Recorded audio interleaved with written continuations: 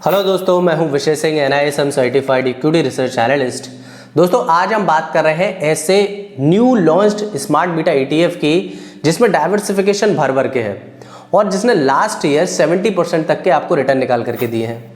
और सबसे बड़ी क्वालिटी क्या लगी है मुझे इस स्मार्ट बीटा ETF की, वो है इसका एसेट एलोकेशन। मतलब ये आपका पैसा लार्ज कैप में भी इन्वेस्ट करेगा, मिड कैप में भी इन्वेस्ट करेगा और स्मॉल कैप में भी इन्वेस्ट करेगा। और यही नहीं, इसके साथ साथ ये कुछ स्मार्ट बीटा के कॉन्सेप्ट का भी यूज करेगा, मतलब स्मार्ट बीटा के फैक्टर का भी यूज करेगा। और एक फैक्टर का यूज नहीं, एक साथ दो फैक्टर का यूज करेगा, जिसकी वजह से आपके रिटर्न बढ़ जाते हैं इस स्मार्ट बीटा ETF में। तो चलिए समझते हैं ये कैसे काम करता है, ये स्मार्ट बीटा ETF कैसे ये आपको ज्यादा रिटर्न निकाल करके देता है, क्या आपको इसमें इन्वेस्टमेंट करनी भी चाहिए या नहीं करनी चाहिए, सब कुछ इस वीडियो में समझते हैं। चलिए शुरू करते हैं, लेकिन शुरू करने से पहले मैं आपसे रिक्वेस्ट करूंगा, अगर आपको वीडियो से कुछ सीखने को मिले, आपको लगे मैंने आपके टाइम की वैल्यू दी है या फिर आपको लगे कि मैंने आपका टाइम वेस्ट नहीं किया है, आपको कुछ इन्फॉर्मेटिव बताया, तो प्लीज़ चैनल को सब्सक्राइब कर देना, क्योंकि ऐसी वीडियो मैं चैनल पर फ्रीक्वेंट लाता रहता हूँ।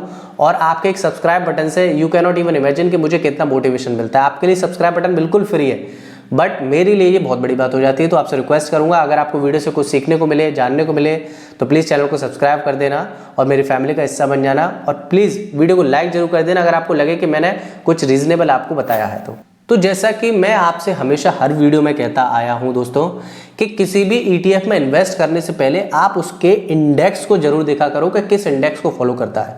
मतलब जितना अगर इंडेक्स अच्छा होगा उतना ही ETF में रिटर्न भी रिफ्लेक्ट होंगे। अगर इंडेक्स अच्छा नहीं है, मतलब जिसको वो फॉलो कर रहा है वो ETF, जिसको वो ट्रैक कर रहा है, अगर वो अच्छा नहीं है तो आपको रिटर्न भी नहीं मिलेंगे। तो ये जो स्मार्ट बीटा ETF जिसकी मैं बात कर रहा हूँ, ये new launch smart beta ETF है, जो अभी 25 अक्टूबर को इसका NFO क्लोज हुआ है। ये ETF जिस इंडेक्स को ट्रैक करता है उसका नाम स्क्रीन पर आप देख सकते हैं। ये मैं उसकी फैक्ट शीट आपके सामने लेकर के आया हूं, देख सकते हैं। ये ETF जिस इंडेक्स को ट्रैक करता है उसका नाम है Nifty 500 multi cap momentum quality 50। देखिए यही तो समझना है आपको कि पहले तो ये निफ्टी 500 का यूनिवर्स है, मतलब निफ्टी 500 से आपके स्टॉक का सिलेक्शन करेगा ये ETF।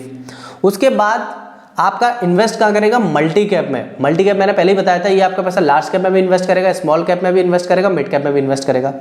तो उसमें से मल्टी कैप का मतलब ये है कि 10 ऐसी कंपनी होंगी जो लार्ज कैप में इन्वेस्ट करेगा, और 15 ऐसी कंपनी होंगी जिसमें ये मिड कैप में इन्वेस्ट करेगा, और 25 ऐसी कंपनी होंगी जो स्मॉल कैप की कंपनी होंगी उसमें आपका इन्वेस्ट करेगा। मतलब 10 लार्ज कैप, 15 मिड कैप और 25 स्मॉल कैप कंपनियों में आपका पैसा इन्वेस्ट करेगा, इसलिए ये मल्टी कैप नाम रखा है इसका। अब दूसरा है मोमेंटम। इस मोमेंटम का क्या मतलब है, इस निफ्टी 500 यूनिवर्स में से ये आपका पैसा उन्हीं कंपनी में इन्वेस्ट करेगा जिनमें मोमेंटम है। ये ध्यान रखिए, ये उन्हीं में आपका पैसा इन्वेस्ट करेगा जिनमें मोमेंटम है। मोमेंटम मतलब जो पिछले 6 से 12 मंथ्स के बीच में अच्छा खासा रिटर्न निकाल करके दे रहे हैं अदर स्टॉक के कंपैरिजन में।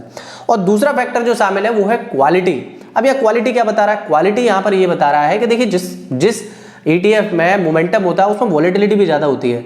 तो उस केस को बचाने के लिए इन्होंने क्या किया, मोमेंटम के साथ साथ क्वालिटी फैक्टर भी ऐड कर दिया। देखो यही जो समझने वाली बात है दोस्तों, यही समझने वाली बात है इस पूरे ETF में, कि मोमेंटम तो है ही है, तो लेकिन मोमेंटम जिन ETF में होता है वहां पर क्या होता है, वॉलेटिलिटी भी हो जाती है। तो वॉलेटिलिटी से बचने के लिए इन्होंने क्वालिटी फैक्टर भी ऐड कर दिया। मतलब ऐसे ETF में ये आपका पैसा इन्वेस्ट करेंगे जिसमें क्वालिटी भी हो और वॉलेटिलिटी भी कम हो। ठीक है, ठीक है। ये तो आपने समझ लिया कि ये पूरा Nifty 500 multi cap momentum quality 50 आपको क्या बताने की कोशिश कर रहा है। ठीक है, दूसरा अब समझ लेते हैं इसकी फैक्ट शीट ये कैसे काम करता है। इसकी सबसे बड़ी बात इंडेक्स की रीबैलेंसिंग होगी। रीबैलेंसिंग का मतलब होता है कि साल में कितनी बार ये स्टॉक देखेंगे कि चल रहे हैं या नहीं चल रहे। कोई चल रहा है तो उसको रखेंगे, जो नहीं चल रहा है उसको बाहर कर देंगे इंडेक्स से। ठीक है, तो इंडेक्स की रीबैलेंसिंग होगी हर बार सेमी एनुअली, मतलब हर 6 महीने में ये आपके इन्वेस्टमेंट देखेंगे कि आपकी इन्वेस्टमेंट सही चल रही है या नहीं चल रही है। दूसरी बात इसके प्राइस की रिटर्न की बात करें तो लगभग 1 ईयर में इसने रिटर्न दिए हैं 59.27% और टोटल रिटर्न 61.19% तक के इसने रिटर्न निकाल कर दिए। बात करें 5 ईयर की तो 5 ईयर में भी टोटल रिटर्न जो निकाल के दिए 31.02%। देखने वाली बात है यार, ये 31% रिटर्न कम होते हैं, मुझे आप ये बताइए 5 ईयर में अगर इनको CAGR से लगाया जाए तो। ठीक है, अच्छा बेस डेट क्या लिए रखी है, अप्रैल 1 2005 से बेस डेट ले रखी है, मतलब बैक टेस्टिंग इसकी की गई है इसके रिटर्न की। अब बात करें सेक्टर रिप्रेजेंटेशन, जो सबसे बड़ा मेथड है, जो सबसे बड़ी बात है कैपिटल गुड्स में ये आपका पैसा 30% इन्वेस्ट करेंगे, फाइनेंशियल सर्विस में 19.99, ऑटोमोबाइल एंड ऑटो कंपोनेंट्स में 12.63, oil gas and consumable fuels में करेंगे 9.19 और हेल्थ केयर में ये इन्वेस्ट करेंगे आपका 6.42, फास्ट मूविंग कंज्यूमर गुड में 5%, कंज्यूमर ड्यूरेबल में 4%, केमिकल में 3%, मेटल एंड माइनिंग में 2%, कंस्ट्रक्शन में आपका ये पैसा इन्वेस्ट करेंगे 2%, कंज्यूमर सर्विस में करेंगे 0.26% और सर्विसेज सेक्टर में करेंगे 0.15%। बात करें इसके पी रेशियो की, देखिए पी रेशियो भी 23.69 है, मतलब ये ETF ओवर वैल्यूड नहीं है, ये तो आपको साफ दिखाई दे रहा है। जो ETF 25 से नीचे ट्रेड कर रहे हैं, मैं कहता हूं ये ओवर वैल्यूड नहीं है, एक अच्छे वैल्यूशंस पर आपको यहां पर एक इन्वेस्ट करने का मौका मिल रहा है। बात करें इसकी कंपनी की, देखिए कंपनी भी जानना बहुत जरूरी है, किन कंपनी में आपका पैसा है अभी फिलहाल में ये रिप्रेजेंट कर रहा है, मतलब वेटेज कितना रहेगा। बजाज ऑटो में ये रखेगा 6.32%, कोल इंडिया में रखेगा लगभग 5.26%, टॉप कॉन्स्टिट्यूट में अब आपको बता दे रहा हूं। रैक लिमिटेड में रखेगा 5% आपका पैसा इन्वेस्ट करेगा, हीरो मोटोकॉर्प में 5%, पावर फाइनेंस कॉर्पोरेशन में 4.90, डॉक्टर रेडियन लैबोरेटरीज में करेगा 4.78, भारत इलेक्ट्रॉनिक्स में 4.15, केमिल्स इंडिया में 4.47 और वरुण बेवरेजेस में 4.46, डिक्सन टेक्नोलॉजीज में 4.45 ये आपका पैसा इन्वेस्ट करेगा। अब आप कह रहे होंगे सर आपने ये इंडेक्स भी बता दिया कैसे काम करता है और किस तरीके से रिटर्न निकाल करके तरह सब कुछ बता दिया, अब हमें इस ETF का नाम तो बता दीजिए, ये जो स्मार्ट बीटा जो लॉन्च हुआ है किस कंपनी का लॉन्च हुआ वो बता दीजिए।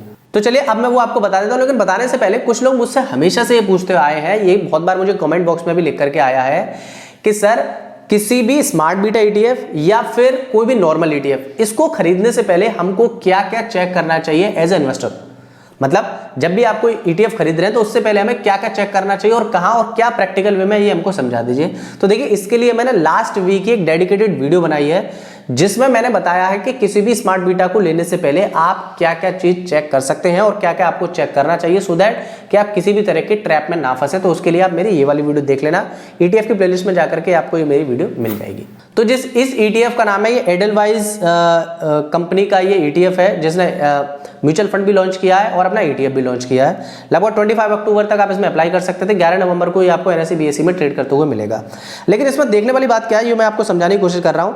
1 ईयर में इसने रिटर्न दिए निफ्टी 500 मोमेंटम क्वालिटी ने 70% के, जो जैसे कि मैंने आपको बताया, जबकि निफ्टी 500 ने दिए सिर्फ 41% इक्वल और निफ्टी 500 इक्वल वेट ने दिए 51.69, निफ्टी 500 मल्टी कैप 50-25-25 जो मैंने आपको पहले बताया था इससे पहले, उसने दिए 44.95%, निफ्टी 500 मोमेंटम 50 ने सिर्फ दिए 69.5%। तो इन तीनों में आप देख सकते हैं सबसे ज्यादा 70.04।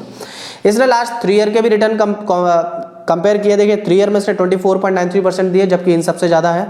5 ईयर में भी इन सबसे ज्यादा है इसके 31.47, 10 ईयर में भी इसके रिटर्न निफ्टी मोमेंटम 50 को छोड़ करके इसने सबको रिटर्न को बीट किया है। अब बात करें इसके SIP परफॉर्मेंस की, इसमें बैक टेस्टेड डेटा लिया गया लगभग पिछले 10 सालों का। अगर Nifty 500 multi cap momentum quality 50 में अगर आप 1 सितंबर 2019 से 31 अगस्त 2024 तक आप अपने SIP करते तो आपका इंस्टॉलमेंट अमाउंट होता लगभग 10,000 रुपये मंथली आप इन्वेस्ट करते, टोटल इन्वेस्टमेंट अमाउंट 6 लाख होता। तो आपकी प्रेजेंट वैल्यू आज की डेट में Nifty 500 multi cap momentum quality में करते तो लगभग 14 लाख के आसपास होती, 36% का आपको इसमें रिटर्न मिलता। जबकि निफ्टी 500 में आपके इन्वेस्टमेंट प्रेजेंट वैल्यू होती 11.3%, 11.3 लाख, और आपका इसमें परसेंटेज आपको रिटर्न मिलता 25.64%। ये 5 ईयर के रिटर्न में डिफरेंस हुआ। अगर 10 ईयर में डिफरेंस करें तो 10 ईयर में आपका लगभग 46.3 लाख अपन इन्वेस्ट करते हैं, आपका रिटर्न आता 24.49%। जबकि निफ्टी 500 में अगर आप करते तो 31.23 लाख का इन्वेस्टमेंट होता और आपका रिटर्न निकलते 18.19%। यानी कि हर में 5 साल में भी और 10 साल में भी ये आपको रिटर्न ज़्यादा निकाल करके दे रहा है निफ्टी 500 के कंपैरिजन में, क्योंकि निफ्टी 500 सिर्फ सिंपल काम कर रहा है, क्योंकि इसमें कोई स्मार्ट बीटा का कॉन्सेप्ट नहीं है। इसमें स्मार्ट बीटा का कॉन्सेप्ट है, इसलिए इसमें रिटर्न ज़्यादा दिख रहे हैं SIP में भी और नॉर्मल इन्वेस्टमेंट में भी। तो अब आपका सवाल होगा कि आप क्या आपको इसमें इन्वेस्टमेंट करना भी चाहिए या नहीं करना चाहिए। देखिए पहले तो मैं आपको बता दूं, मैं वीडियो एजुकेशनल पर्पस के लिए बनाता हूं, मैं कोई बाय और सेलिंग की रिकमेंडेशन नहीं दूंगा। लेकिन आप अगर मैं अपने पर्सनल सजेशन मैं कहूं तो मैं किसी भी ETF को पहले उसको लॉन्च होने देता हूं, फिर उसमें देखता हूं वॉल्यूम कितना आएगा, जब थोड़ा सेटलमेंट हो जाए उसके बाद हम इसमें देख सकते हैं। पहले इसको लॉन्च होने देते हैं, क्योंकि ETF में वॉल्यूम का भी एक कंसर्न रहता है। इसको पहले लॉन्च होने दें, फिर उसके बाद आप इसको सेटल होने के बाद इसमें इन्वेस्टमेंट कर सकते हैं अपने फाइनेंशियल एडवाइजर से राय लेकर के। और कुछ लोग अगर मुझसे कहते हैं कि सर हम स्मार्ट बीटा ETF में क्या बाइंग ऐसे ही कर लें, तो देखिए मैं हमेशा से कहता हूँ स्मार्ट बीटा ETF में लमसम अमाउंट नहीं करना होता है। हमेशा आप बाई ऑन डिप करें। अगर बाई ऑन डिप करना नहीं आता आपको, बाई ऑन डिप से आपके रिटर्न कैसे बढ़ेंगे, तो उसके लिए मेरी ये वाली वीडियो देख लेना।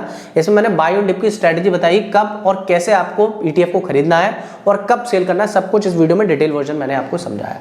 आई होप आपको वीडियो अच्छी लगी। Thank you so much video को देखने के लिए। प्लीज़ वीडियो को लाइक कर देना यार, आपके लाइक करने की वजह से मेरी वीडियो को रीच मिलती है। और आपको लगे कि मैंने टाइम की वैल्यू दे पाई तो प्लीज़ चैनल को सब्सक्राइब कर देना और मेरी फैमिली का हिस्सा बन जाना। Thank you so much. मिलते हैं नेक्स्ट वीडियो के साथ, तब तक के लिए बाय बाय, टेक केयर।